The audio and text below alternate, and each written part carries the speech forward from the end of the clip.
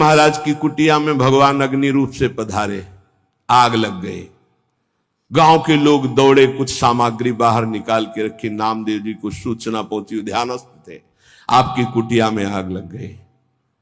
दौड़ कर आए तो एक दो कंबल, कुछ सामग्री थी, निकाला था, उठाया, फिर आग में डाल दिया। लोगों ने कहा, बावरे हो, इतनी मेहनत करके निकाला। अरे बोले, भगवान आए अग्नि रूप में, स्वागत करना है, अतिथि आता है तो उसके मुख का निवाला निकाला जाता है कि दिया जाता है? अरे ये किसकी लौकिक समझ में आएगा? संपूर्ण वस्तुएं सब जल गई जो दिनचर्या की थी। बड़े आनंद है। ठंडी का समय था, 12 बजे तक सब शांत, राख, केवल उसी राख में लेट गए। विट्ठल विट्ठल विट्ठल विट्ठल। अब शरीर कांपने लगा सर्दी में। भगवान के सिवा कुछ है नहीं, न पहले था, केवल देखने में था। एक बात समझ लो, अंदर से आश्रय भगवान का है तो पाई भर फर्क नहीं पड़ेगा, चाहे सम्राट पद मिल जाए और या सब छिन जाए, कोई फर्क इससे नहीं पड़ता। ये संतों में जो सिद्ध महापुरुषों में स्थिति पाई गई। रात्रि के सर्दी के भीषण वातावरण में श्री भगवान गरुड़ पर आरूढ़ होकर रुक्मिणी जी के सहित आए। विट्ठल भगवान द्वारिकाधीश ही हैं, रुक्मिणी जी पार्श्व में विराजमान, अपना पीताम्बर ओढ़ा देते हैं। गरुड़ जिसे कहते हैं विश्व की सबसे सुगंधित तृण लाए जाएं, एक से एक सुगंधित लताएं, और रात भर में कुटिया ऐसी छा दी कि किलोमीटरों तक वातावरण दिव्य सौरभ से युक्त। विट्ठल विट्ठल विट्ठल, आंख खुली तो देखा अद्भुत सौरभ, अद्भुत कुटिया और भगवान की सुंदर कामरी उड़े हुए। वैसे उनको पता है योगक्षेमम बाह्यम, जिनकी जिम्मेवारी वही सब कर। गांव के लोग की देखो, इतना ठंडी में नामदेव जी की कुटिया जल गई थे, वो सब परेशान होंगे। जब देखा तो एकांत क्षेत्र में ऐसी कुटिया विश्वंभर के हाथ से बनाई हुई, पूछो मत। सब लोग गांव के दौड़ दौड़ के आए, मार सौरभ में मतवाले हो रहे थे। बोले, नामदेव जी ये कारीगर कहां मिलेगा, कितना रुपया लगता है, रातों रात तुमने ऐसी कुटिया बना ली? बोले, कारीगर फ्री आता है, सामग्री फ्री आती है। बोले, हम सब कुटिया, एक एक कुटिया नहीं, जय जय कुटिया हम खूब बनवाएंगे। अरे हमारे घर बेकार इस कुटिया के आगे, इतना सुंदर बंगला सुंदर। नामदेव जी ने कहा कि हमारा कारीगर एक आवाज देंगे आ जाएगा, सब सामग्री आज। पहले ऐसा करो, घर से बाहर निकलो, सब आग लगाओ अपने अपने घर में, कुछ नहीं बचना चाहिए, सब जला दो, तो हमारा कारीगर फ्री आ जाएगा कुटिया बना। कोई किसी की हिम्मत नहीं पड़ी। समझ रहे हो? जिसका हरि के सिवा कुछ नहीं होता, वही हरि के प्रेम को, हरि की महामहिमा कृपा को समझ पाता है, दूसरा नहीं। इसलिए कह रहे, निर्विद्य कृत्याद अखिलात कदाहम छित्वा समस्तास्त जगत अपेक्षा। जगत की अपेक्षा को काट दो। जीवन का परम कर्तव्य भगवत प्राप्ति है। हर कर्तव्य लोक धर्म के अंतर्गत है, और हमारा परमार्थ पुष्ट नहीं हुआ तो लोक धर्म बहुत जन्म कर चुके हैं, बहुत जन्म पति बन चुके, पत्नी बन चुके, पिता बन चुके, पुत्र बन चुके, सब ये कर्म किए, लेकिन आज तक सदगति नहीं हुई। आज सदगति होने का हमें फिर अवसर मिला है। अब हम भजन के द्वारा, नाम जप के द्वारा, सत्संग के द्वारा भगवत प्राप्ति करेंगे। जीवन का परम लाभ भगवत प्राप्ति। संत महापुरुषों के वचनों का ध्यान से श्रवण करके मनन करें। जीव का स्वभाव होता है प्रेम करना, वो प्रेम किए बिना नहीं रह सकता। जीव का स्वभाव है प्रेम करना, वो प्रेम किए बिना नहीं रह सकता। जो इस बात को नहीं समझ पाता वो प्रेम कर बैठता है शरीर से, शरीर के संबंधी भोगों से, शरीर संबंधियों से। इसलिए विवेकवान अपने प्रेम की धारा प्रेम में प्रभु की तरफ जोड़ता है, और अविवेकी प्रेम की धारा जगत की तरफ जोड़ देता, जो दुर्गति को प्राप्त होता है। ज्ञानी अपने प्रेम को वैराग्य की बाढ़ में समेटकर स्वरूप में स्थित कर देता है, आत्मरति। भक्त अपने प्रेम को वैराग्य की बाढ़ में समेटकर चरणों में समर्पित कर देता है प्रभु के, तो कृष्ण रति, प्रिया रति। और संसारी अपने प्रेम को फैला देता है, स्त्री, पुत्र, परिवार, घर, मकान, धन, संपत्ति। जहां काम रूपी शत्रु उसका सर्वनाश कर देता है। इसलिए अपने प्रेम को यदि भक्त हो तो केवल प्रभु के चरणों में, और ज्ञानी हो तो अपने स्वरूप में। अज्ञान का नाश करके अपने प्रेम को सार्थक जगह में लगा दो, नहीं तो यही जो प्रेम तुम्हें महासुख प्रदान करने वाला है, जब जगत में लगा दोगे तो दुख प्रदान करने वाला, तुम्हारी दुर्गति का कारण बन जाएगा। इसलिए देखो तुम्हारा प्रेम कहां लग चुका है। यदि शरीर में है, संसार में, तो हटाओ इसको, इस प्रेम बंधन को काटो, फाड़ो इस अज्ञान के पर्दे को, और देखो झांकी प्रिया प्रीतम की। मान लीजिए बिल्कुल ऐसा ही है, कोई और प्रेम नवीन पैदा नहीं होता, यही प्रेम जो फैलाए हुए समेटो सबकी ममता ताग बटोरी, और मम पद बनई बांध बरडोरी। हो गया समदर्शी इच्छा कछु नाही, हरस शोक भय नहीं मन माही, असज्जन मम उर्बस कैसे, लोभी हृदय बसई धन जैसे। बस ये बात ध्यान रखो, जो प्रेम को परमात्मा की तरफ मोड़ देता है उसके हृदय में आग लग जाती है। कैसे दर्शन हो, कैसे दर्शन हो। वो भवबंधन से छूटने के लिए व्याकुल हो जाता है। कंचन, कामिनी, कीर्ति कोई उसके मार्ग में बाधा नहीं डाल सकती। जो भवबंधन से मुक्त होने के लिए व्याकुल हो गया है, उसे अब कोई भगवान से दूर नहीं रख सकता। एक कल संत भगवान प्रश्न कर रहे थे कि एकांत में तो ठीक है, लेकिन जब व्यवहार में उतरते हैं तो राग द्वेष हो जाता है। क्यों? क्योंकि तुम व्यवहार में क्रिया देखते हो, कर्ता नहीं देखते, कारण नहीं देखते। अगर कारण को देखो तो कारण श्री हरिवंश भनम, क्रिया को देखोगे तो अनुकूल हुई तो राग हो जाएगा, प्रतिकूल हुई तो दोष हो जाएगा। अगर कारण को देखोगे तो सब में पावर श्री भगवान कारण, राग द्वेष होगा ही नहीं। भगवत ऋषि जी कहते हैं, औरों की तो बात जाने दो, लगे हो अविद्या भूत कहें तुझ रक्षा करी हो। समीप में बैठे हैं अर्जुन जी के भगवान श्री कृष्ण। एक ब्राह्मण आता है और श्री भगवान के सामने वो कहता है, प्रभु प्रभु अभी अभी मेरा पुत्र प्रकट हुआ और पधार गया। द्वारिकापुरी की बात है। प्रभु पैदा होते ही मर गया, ऐसा तो कभी नहीं हुआ कि पुत्र पिता के सामने मर जाए। ये तो धर्म रहित बात है। और अपने बालक को भगवान के सामने से राजमहल के द्वार पर रखता है और विलाप करके बड़ी आतुरता पूर्वक कहता, संदेह नहीं कि इस समय पृथ्वी में ब्रह्म ऋषियों का द्रोह करने वाले लोग पैदा हो गए हैं। धूर्त, कृपण, पापी लोग बढ़ गए हैं, कर्म दोषी हो गए हैं। इसीलिए ये काल उल्टा चक्र चला रहा है कि पिता के सामने जन्मा हुआ पुत्र मृत्यु को प्राप्त हो रहा है।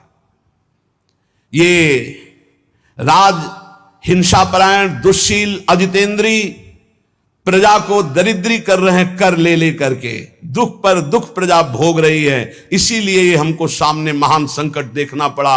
अधार्मिक राजाओं के होने के कारण मेरा पुत्र मेरे सामने मरा, ऐसा काल व्यतिक्रम है, नहीं होना चाहिए था। इस प्रकार बोलकर चला गया। फिर दूसरा पुत्र हुआ तो फिर मर गया, फिर बोल के चला गया। तीसरा पुत्र पैदा हुआ, फिर मर गया, फिर वैसे ही बोल के चला गया। जब 9वें बालक के मरने पर वो वहां आया तो अर्जुन जी ने कहा, ब्राह्मण सुनो, इस निवास स्थान द्वारिका में ऐसा लगता है अब कोई धनुषधारी छत्री नहीं है। बार बार तुम यहां रोकर चले जाते और कोई नहीं बोलता कि मैं तुम्हारी रक्षा करूंगा। क्या है ये प्रजा पालन है? अरे जिनके राज्य में कोई ब्रह्म ऋषि दुखी हो जाए धन से, पुत्र से या किसी अन्य कारण से, तो उसका राज्य नष्ट हो जाता है। जहां साधु वैष्णव ब्रह्म ऋषि दुखी हो जाए। मैं समझता हूं इस समय तुम बड़े संकट में हो, बड़े दीन हो रहे हो क्योंकि तुम्हारे पुत्र मर रहे हैं। मैं प्रण करता हूं तुम्हारे पुत्र की रक्षा करूंगा। कर्ता को जाने नहीं, भगवत ऋषि जी कह रहे हैं। अरे उनका जाओ, तुम बात क्या बनाते हो, तुम क्या पूर्ण करोगे? जब ये श्री कृष्ण और बलराम बैठे हैं तो तुम क्या पूर्ण कर लोगे? अर्जुन से कहा। तो वो कह रहे हैं अहम वा अर्जुनो नाम गांडीवम यस्य वै धनो नाहम संकर्षणो ब्रह्मन् न कृष्णः कार्षणेव च अहम वा अर्जुनो नाम गांडीवम यस्य वै धनो। मैं कोई संकर्षण नहीं हूं बलराम जी, और मैं कोई कार्षणी कृष्ण नहीं हूं। मैं गांडीव धनुषधारी अर्जुन, जो बोलता हूं वही करके दिखाता हूं। यहां दो भाव निकलते हैं कि देखो भाई, मैं कोई कृष्ण बलराम तो हूं नहीं, उनका दास हूं। तो भगवान अपने प्रण को चाहे भुला दे, लेकिन दास के प्रण का निर्वाह करते, इसलिए मैं प्रण लेता हूं कि मैं तुम्हारे पुत्र की रक्षा करूंगा। और एक भाव ये होता है कि मैं कोई कृष्ण बलराम नहीं हूं, मैं गांडीव धनुषधारी अर्जुन हूं, जो प्रण लेता हूं उसे पूर्ण करता हूं। ब्राह्मण ने कहा कैसी बड़बड़ करके बातें कर रहे हो?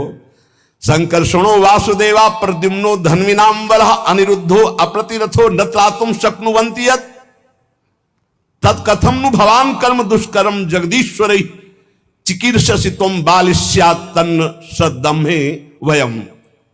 अरे जहां बलराम जी विराजमान, हल मूषलधारी सुदर्शन चक्रधारी श्री कृष्ण प्रद्युम्न अनिरुद्ध, ये अतिरथी महावीर, जब ये जगदीश्वर हमारे पुत्र की रक्षा नहीं कर सके तो तू क्या ये बालकों की मूर्खता जैसी बात करते हो? अर्जुन से कहा। अर्जुन ने कहा फिर कहता हूं, मैं गांडीव धनुषधारी अर्जुन हूं। ब्राह्मण देवता, यदि मैंने तुम्हारे पुत्र की रक्षा नहीं की तो चिता लगाकर तुम्हारे सामने भस्म हो जाऊंगा। मेरे बल पौरुष का तिरस्कार मत करो। जानते हो मुझे, मैं वो अर्जुन हूं जो महादेवाधिदेव भगवान शंकर को युद्ध में तृप्त कर दिया। ऐसा है, मैं अधिक क्या कहूं, अगर मृत्यु भी सामने आएगी तो मैं जीत कर तुम्हारे पुत्र की रक्षा करूंगा, मैं वचन देता हूं। तब ब्राह्मण ने कहा जय हो कुंती नंदन अर्जुन, तुम्हारी जय हो भाई, धन्य है, तुम्हारा बल पौरुष प्रशंसनीय है। अब मैं जा रहा हूं, जब बालक होने को होगा तो मैं तुम्हें सूचना दूंगा। फिर समय आया प्रसव का, ब्राह्मण भागता हुआ आया, अर्जुन अर्जुन इस बार तुम मेरे बच्चे को बचा लो, मृत्यु से बचा लो। अर्जुन तत्काल गए, आचमन किया, भगवान शंकर का ध्यान करके प्रणाम किया, श्री कृष्णचंद्र की तरफ देखा भी नहीं, कर्ता को जाले ले यही बात समझा रहे हैं, समझो। और दिव्यास्त्र का स्मरण किया और गांडीव पर प्रत्यंचा चढ़ाई और ऐसा बाणों का हाहाकार मचा दिया कि वायु भी प्रवेश करेगी प्रसव गृह में तो अर्जुन की आज्ञा से प्रवेश करेगी। दिव्यास्त्रों से पूरा बांध दिया, मंत्र से अभिमंत्रित करके प्रसव गृह को चारों ओर से घेर दिया, ऊपर नीचे दाएं बाएं ऐसा पिंजड़ा और दिव्य मंत्रों के द्वारा। पहले तो कम से कम बालक पैदा होकर के रोता फिर मर जाता था, अब पैदा हुआ ना तो सौ मिला ना आवाज सुनाई दी, गायब हो गया। पहले तो कम से कम लाश तो मिलती थी, रोता तो था फिर मर जाता था। अब वो ब्राह्मण अर्जुन से कहने लगा कि मेरी मूर्खता देखो, इस नपुंसक की बात में मैं आ गया। हाँ, अरे जहां श्री कृष्ण बलराम नहीं रक्षा कर पाए, इसकी डींग भरी बातों पर मैंने विश्वास कर लिया। ना प्रद्युम्नो ना अनिरुद्धो न रामो न च केशवा यस्य सेकु परित्रातुम कोन्यस्तद वितेश्वरः। कौन ऐसा है जहां श्री कृष्ण बलराम प्रद्युम्न और अनिरुद्ध नहीं रक्षा कर पाए, वहां और त्रिभुवन में कौन रक्षा कर सकता है? मिथ्यावादी अर्जुन को धिक्कार है, अपने मुंह से बड़ाई करने वाले गांडीव धनुषधारी अर्जुन को धिक्कार है। दुर्बुद्धि मूढ़तावश कहता था कि मैं तुम्हारे बालक की रक्षा कर लूंगा। अब ब्राह्मण तो क्रोध में, देखने को मुंह नहीं मिला लड़के का, पैदा हुआ गायब। अर्जुन ने कहा ब्राह्मण मेरा अपमान मत करो। तत्काल योग बल से यमपुरी गए। भगवान धर्मराज जी ने देखा कि अर्जुन पधारे, बोले इस समय अर्घ पात्र लेने का हमें अवसर नहीं है, हमें यह बताओ कि वो जीवात्मा तुम्हारे यहां आया है? बोले हमारी पुरी में नहीं आया। विचार किया कि कहां चला गया जब यमपुरी में नहीं आया। इंद्रलोक, अग्निलोक, नैऋति, सोम, वायु, वरुण सबकी पुरियों में गए। अतल नीचे, अतल, सुतल, पाताल, तलातल, महातल, इन लोकों में गए। ऊपर के जनलोक, महालोक, तपलोक, ब्रह्मलोक, कहीं भी ब्रह्मा की जितनी रचना सब घूम डाला अर्जुन ने, कहीं वो जीव नहीं मिला। अब आए, अब भगवान श्री कृष्ण की तरफ देखा, प्यारे प्रणाम, अब जा रहे हैं भस्म होने हम चिता में। यही जीव की दशा है, जब सब जगह से हार जाता है तब बोलता है हरि शरणम। पहले नहीं चितवन किया कि प्रभु, तो प्रभु समझा देते। प्रण लेने से लेकर अभी तक भगवान की तरफ नहीं देखा कि रुख क्या है। अब जब चिता में जलने का नंबर आया तब केशव प्रणाम आखिरी स्वीकार करो। तो भगवान ने कहा किस बात का? बोले वो प्रण है ना, तो चिता में जलने जा रहे। तो उनका तुमने अभी पूरे बल का प्रयोग कहां किया? ध्यान दीजिए, तुमने अभी पूरे बल का प्रयोग कहां? तुम्हारा पूरा बल तो मैं हूं। मुस्कुरा दे अर्जुन, यही हमसे गलती होती है। हमारा बल कौन है? आराध्य देव। हम अपने बल की डींग हाँकने लगते हैं, उन्हीं के बल से मिले हुए बल से। हमारा पूरा बल श्री भगवान है। देखो अर्जुन, तुम्हारा बल मैं हूं। जिस समय ये तुम्हारी निंदा कर रहे हैं यही सब लोग प्रशंसा करेंगे और तुम्हारे यश की कीर्ति की स्थापना होगी। करें करावें आप सब, जने बढ़ाई दे, मान लो कर्ता को जानो कौन है। सर्वशक्तिमान भगवान जे भी चिंतन किया, भगवान का दिव्य रथ आ गया। भगवान के दिव्य घोड़े, दारुक नाम का सारथी। भगवान ने अर्जुन से कहा बैठो हमारे रथ में। रथ में बैठे। दारुक ने भगवान के नेत्रों की तरफ देखा, इशारा किया, ले चलो। 7 पर्वतों वाले 7 द्वीप, 7 समुद्र, लोकालोक पर्वत, इनको लांघकर घोर अंधकार, इतना अंधकार कि भगवान के दिव्य घोड़े शैब्य, सुग्रीव, मेघपुष्प, बलाहक, मेघपुष्प बलाहक नाम के 4 घोड़े मार्ग नहीं दिखाई दे रहा। तब योगेश्वरों के भी परमेश्वर भगवान श्री कृष्ण ने जब घोड़ों की दशा देखी तो सुदर्शन चक्र का स्मरण किया। हजार हजार सूर्यों जैसा एक साथ तेज प्रकाशित करने वाले भगवान की दिव्य पार्षद सुदर्शन जी आगे चल रहे हैं घोर अंधकार में। सुदर्शन चक्र से ज्योति ऐसी प्रकट हो रही, सब अंधकार नष्ट होता जा रहा, प्रकाश। ऐसे भगवान के सेवक हैं, ऐसे भगवान के दास हैं। सुदर्शन चक्र के द्वारा बतलाए हुए मार्ग से चलकर अंधकार की अंतिम सीमा में पहुंचे। अब अंधकार के पास इतना दिव्य प्रकाश, प्रकाश ही प्रकाश, जैसे घोर अंधकार ऐसे घोर प्रकाश। अब वहां अर्जुन की आंखें चौंधिया गई, विवश हो गए, नेत्र बंद कर लिए, इतना तेज। भगवान वहां भी सामर्थ्य प्रदान करी अर्जुन को और घोड़ों को भी। उस तेज के बाद महान जलराशि, श्याम वर्ण का जल ही जल, अगाध जल, जल पार किया तो तेज आंधी, वायु ही वायु। भगवान की ही केवल सामर्थ्य पहुंचने की और सामर्थ्य रही। अब वायु के प्रवाह में बड़ी बड़ी तरंगें उठने लगी। फिर भगवान ने उसको शांत किया। आगे बढ़े तो एक दिव्य महल, और उस महल में मणियां ऐसी चमक रही थी मानो हजार हजार सूर्य एक साथ प्रकाशित हो रहे। भगवान भगवान है, भगवान जैसा कोई नहीं। चारों ओर बड़ी ही उज्जवल ज्योति फैल रही है। देखा अनंत महिमा से युक्त भगवान शेष जी सैया बनाए हुए, और अद्भुत एक एक सिर पे ऐसे मणि चमक रही, ज्योतिर्मय। प्रत्येक फण पर सुंदर सुंदर मणियां जगमगा रही।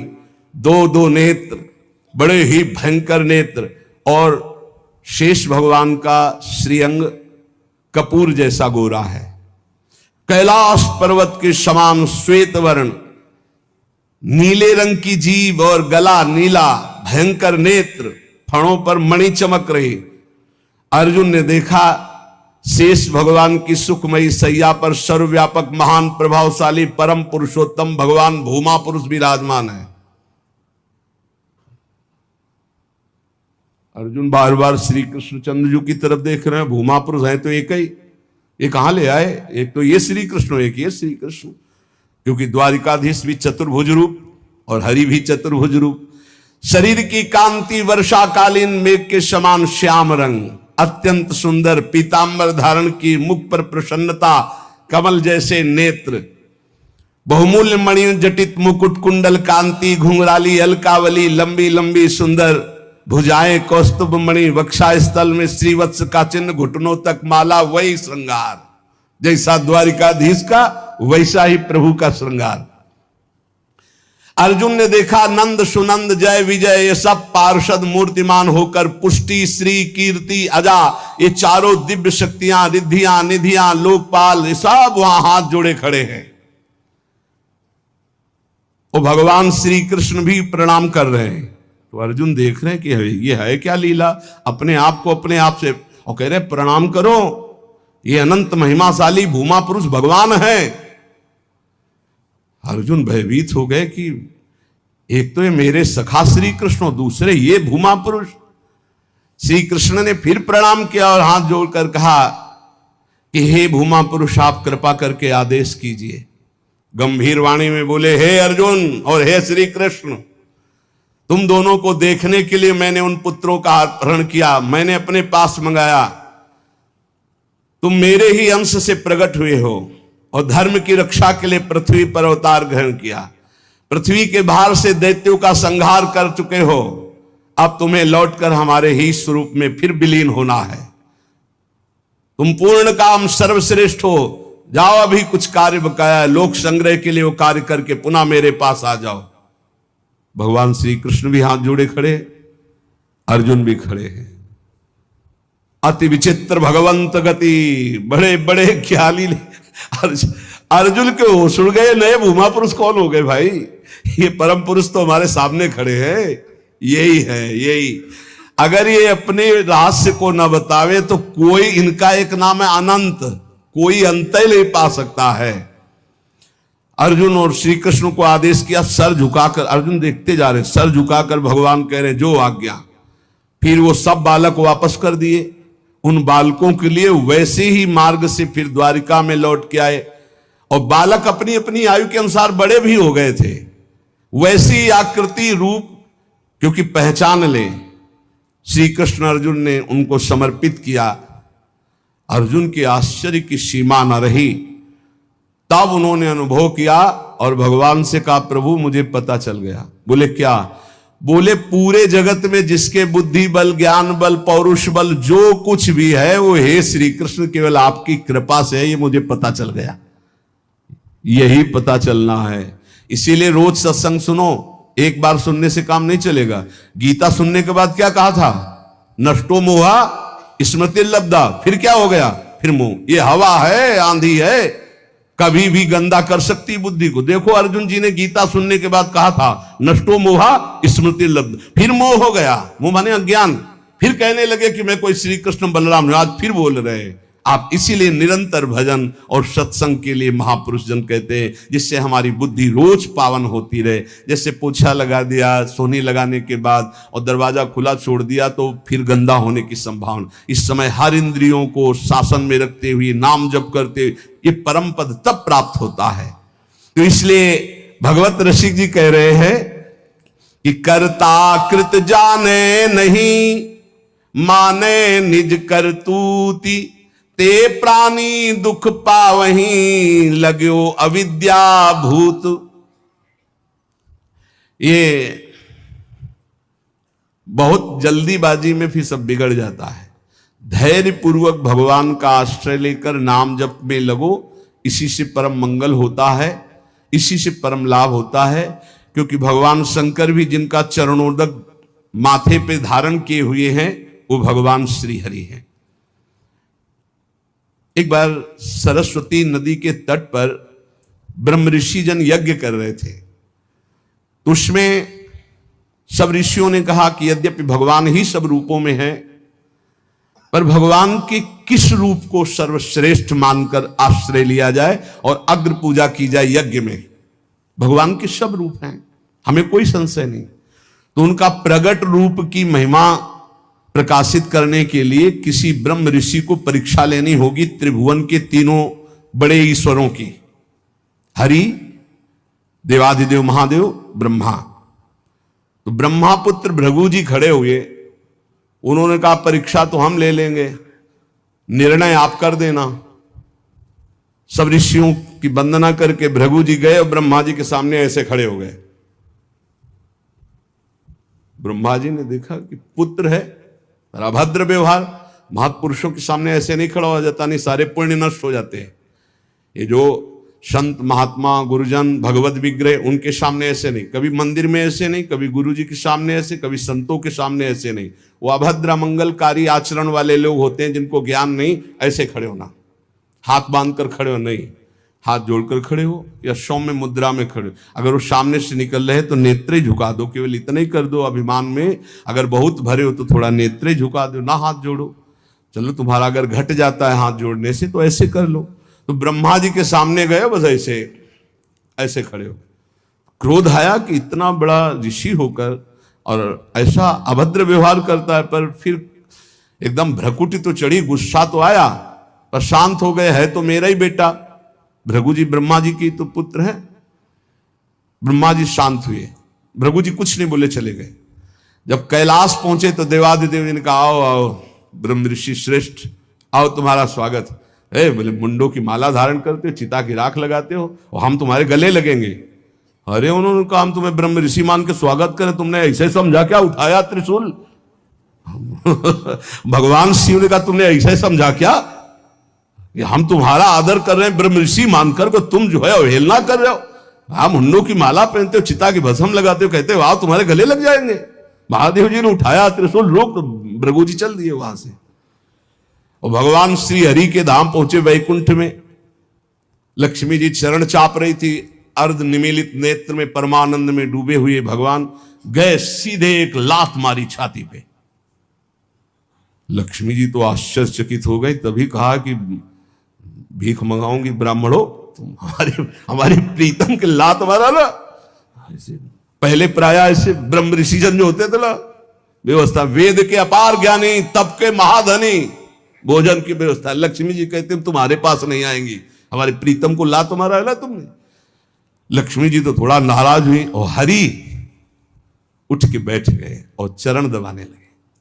कहा बड़ा कठोर हृदय है हमारा, आपके बड़े कोमल चरण हैं, अगर मुझे पता चलता तो मैं आपके चरणों की अगवानी करता, मुझसे अपराध बन गया कि मैंने अगवानी भी आपके चरणों की। और चरण दबाने लगे। भृगु जी के नेत्रों में अश्रु आ गए और कहा प्रभु बस यही देखने के लिए हमको सब ब्रह्म ऋषियों ने भेजा था। यद्यपि आप ही शिव हो, आप ही ब्रह्मा हो, आप ही चराचर जगत हो, पर प्रभु आपका जो करुणा वरुणालय हरि रूप है यही सर्वाराध्य है। तो कर्ता कृत जाने नहीं, यही बचाते हैं, सबको बचाते हैं। एक बार ब्रकासुर नाम का एक असुर था, उसने सोचा कोई ऐसा देवता मिले जो जल्दी प्रसन्न हो जाए, हमारी कामना की पूर्ति कर दे। तो देवर्षि नारद जी मिल गए। नारायण नारायण नारायण। देवर्षि नारद जी एक ऐसे महात्मा है जिनको कोई द्रोह नहीं करता। त्रिभुवन में कंस भी एकांत में बैठाल कर सलाह लेता है, हिरण्यकश्यप भी उठकर आदर करता। कोई भी हो त्रिभुवन में, देवर्षि नारद जी से कोई, जिसको मिलेंगे बिल्कुल पक्की सलाह बताएंगे। कंस ने स्वागत किया, बैठाला और कुशल मंगल। हाँ प्रभु, पूरा प्रजा राज्य सब कुशल मंगल है। अभी अभी की बात है, वो वसुदेव जी आए थे लड़के को लेकर, हमने वापस कर दिया कि हमें तो 8वां से भय है। नहीं नहीं, गड़बड़ है। कमल उठाया, कहा देखो यहां से गिनो, 1 2 3 4 5 6 7 8, आया ना 8वां? पहला आया ना, फिर दूसरे शुरू किया, हर 8वां हो सकता है। उनको लगा कि नारद जी जैसा कृपालु कौन हो सकता है, और नारद जी को लगा ऐसे ये दया करेगा तो भगवान के अवतार में देरी हो जाएगी, क्योंकि 8वें में आना है। और जब तक ये दया करेगा तब तक भगवान विकल नहीं होंगे, इसको क्रूर होना चाहिए, क्योंकि भगवान का अवतार शीघ्र हो। हर कमल की पंखुड़ी को 8वीं बता दिया, हर बेटे को 8वां बता दिया, तुरंत मुलवाया। नारद जी एक ऐसे महात्मा है जिनको सब कोई आदर करता है। ब्रकासुर ने देखा, साष्टांग दंडवत हुआ, नारायण नारायण। महाराज कोई ऐसा भगवान बताओ जो बहुत जल्दी प्रसन्न हो जाए। बोले वो तो शास्त्रों में प्रसिद्ध है, आशुतोष देवाधिदेव महादेव, उनके आशुतोष, वो ऐसे देवता है वो जल्दी प्रसन्न हो जाते हैं। और कोई सेव संतरा की जरूरत नहीं भाई, देवाधिदेव महादेव देख लो, कोई देवता ऐसा भोग नहीं पाएगा, त्रिभुवन में कोई देवता नहीं ऐसा भोग पाएगा जैसा देवाधिदेव भगवान शिव एक चुल्लू जल में प्रसन्न। ऐसे ऐसे कृपालु हैं कि जो कोई सृष्टि में न स्वीकार करे वो स्वीकार करने के लिए तैयार, उतने में प्रसन्न हो जाते हैं। बोले आशुतोष देवाधिदेव महादेव हैं। और वो सोचा कि मंत्र और ये आराधना हमसे तो बनेगी नहीं, आसुरी प्रवृत्ति है, तो अग्नि को प्रकाशित करके अपने शरीर का मांस नोच नोच करके स्वाहा, भगवान शिव का मंत्र जपता तो स्वाहा। भगवान शिव बड़े कृपालु के बेकार को ऐसे, हम तो एक चुल्लू जल में प्रसन्न हो जाते हैं, इतनी भगवान शिव प्रसन्न हो गए। कर्ता को जाने नहीं हम ये बता रहे। भगवान शिव ने कहा काहे को तुम इतना कष्ट सह रहे हो, क्या चाहिए तुम्हें? तो माता जी के सहित प्रकट हुए थे। माता जी त्रिपुर सुंदरी, असुर है ना, राक्षस, तो इसकी बुद्धि तो राक्षसी ही रहेगी। भगवान शिव की तरफ देखा, माता जी की तरफ देखा, उसने कहा प्रभु मेरी इच्छा है कि मैं जिसके ऊपर हाथ रख दूं वो भस्म हो जाए। भगवान शिव बिना विचार किए बोले तथास्तु, ऐसा ही हो। जे भी ऐसा कहा तो उसने सोचा परीक्षा के लिए भगवान शिव के ऊपर हाथ रख के देखे ना, इन्हीं का वरदान इन्हीं को। भगवान शिव के ऊपर ऐसे जो हाथ कर भगवान भागे, क्योंकि जानते थे कि सत्य है धक देगा, भस्म हो जाएगा। शरीर तो भाई भगवान ने ही आदेश और वो वर दिया है, उन्हीं के बल से भागे, वो भी पीछे भागे। माता जी खड़े लीला देख रहे हैं। भगवान शिव जब पीछे देखे तो दौड़ के पीछा बस हाथ ही रखने का। भगवान ने कहा कहां तक भागेंगे? तो कर्ता को याद किया। कर्ता कौन है? हरि। हरि को याद किया। जो ही याद किया तो आ गए ब्रह्मचारी के रूप में, और भगवान शंकर से इशारा किया चैन की सांस लो, अभी इसका हिसाब करते हैं। नजदीक गए, बोले प्रणाम बृकासुर जी। इतना प्यार से विश्व में कोई नहीं बोला था, वो तो असुर था। प्रणाम बृकासुर, अमृतमय वचन और ऐसा आकर्षण और ऐसे कमल नयन और ऐसी चितवन को खड़ा हो गया। बोले वृकासुर जी यदि आपको मेरे सहयोग की आवश्यकता हो तो सहयोग से बड़े बड़े काम बन जाते हैं, आप क्यों भाग रहे हो इनके पीछे? बोले इनके ऊपर हाथ रखने, तो तुम्हारे हाथ में कुछ है क्या जो रखना चाहते हो? बोले वरदान दिया है शिव जी ने कि जिसके ऊपर हाथ रख दोगे वो भस्म हो जाएगा। अरे बोले अभी तुम्हें विश्वास है? दक्ष ने साप दे दिया था, इनके पास कोई ताकत नहीं रह गई। तुम हाथ रख के अपने ऊपर देखो, अगर झूठा निकलेगा ना तो दोनों मिलकर के। हाँ ये बात तो पक्की है। एक सेकंड में हिसाब कर, हरि है हरि। एक सेकंड उसको यह समझ में ले आए कि अगर हाथ रखा सच्ची हुआ तो कौन बताएगा आके इनको। जो ही ऐसे किया सो क्षण में भस्म हो गया, राख हो गया। भगवान शंकर ने बोले प्रभु थोड़ा सोच समझ के वरदान दिया करो, तुम तो ऑर्डर डाली हो, अपनी भी सुरक्षा नहीं देखते। भगवत रसिक जी कह रहे कर्ता कृत जाने नहीं, माने निज करतूती, ते प्राणी दुख पावही, लगो अविद्याभूत, लगो अविद्याभूत कहे द्विज रक्षा करी हो। अर्जुन मेरो नाम नहीं, पावक में जरी हो। कर गही श्याम बचाए, बतायो जो शिशु हरता, भगवत रसिक नरेश सकल करतन को करता। इसलिए एकमात्र भगवान की शरण में हो जाओ, जितने कर्म कर रहे हो वो प्रभु को समर्पित कर दो। और रोज एक बार हमारी प्रार्थना है, ये सब याद नहीं कर पाएंगे पर सत्संगी हो इसलिए याद करना, मरना है। ये बात हमारी बात पक्का मान लो, ये हम बहुत बड़ा मंत्र बता रहे हैं। अगर ये एक बार 24 घंटे में एकांत में सोचोगे कि यार मरना है, सब कुछ छूटेगा, जाना है, तो आपका भजन बनने लगेगा, आप कुछ कमाई कर लोगे। अगर ये भूल गए कि मरना है तो मनमानी पापाचरण होता है। ए मौज लो, जो होगा देखा जाएगा। नहीं, तुम देखने लायक नहीं रहोगे। तुम क्या जानते हो जब कर्मों का फल आता है तो भोगना कैसा होता है? नहीं, तुम्हें पता नहीं। इसलिए आनंद में जीवन व्यतीत करने के लिए यावत स्वस्थमिदम कलेवरम यावत च दूरे जरा, आज शरीर स्वस्थ है तो ऐसा उपाय कर लो कि आपका मन निरंतर नाम जप में लग जाए, बस जीत जाओगे। हर समय नाम जप, बहुत ठौर ठिकाना मजबूत मिल गया है। ये कोई भ्रम वाला मार्ग नहीं है जहां आप लगे हो। ये तस्मात् शास्त्रम प्रमाणम ते, ये कोई मनमुखी मार्ग नहीं है कि अपनी वासनाओं की पूर्ति के लिए किसी नए मार्ग की स्थापना की हो। ये आचार्य परंपरा से, ये सदग्रंथ, सदवाणी, सदव्यवहार, सदाचरण से युक्त ये भगवत मार्ग है। इसलिए हरिशरणम, भगवान के चरणों का आश्रय लेकर निरंतर भजन करो और इसी जन्म में हम प्रभु को प्राप्त हो जाएं, ऐसा उत्साह रखो। शेष चर्चा आगे। श्री राधा वल्लभ लाल की। तुम्हें मानव देह केवल एक कर्तव्य के लिए मिला, भगवत प्राप्ति के लिए।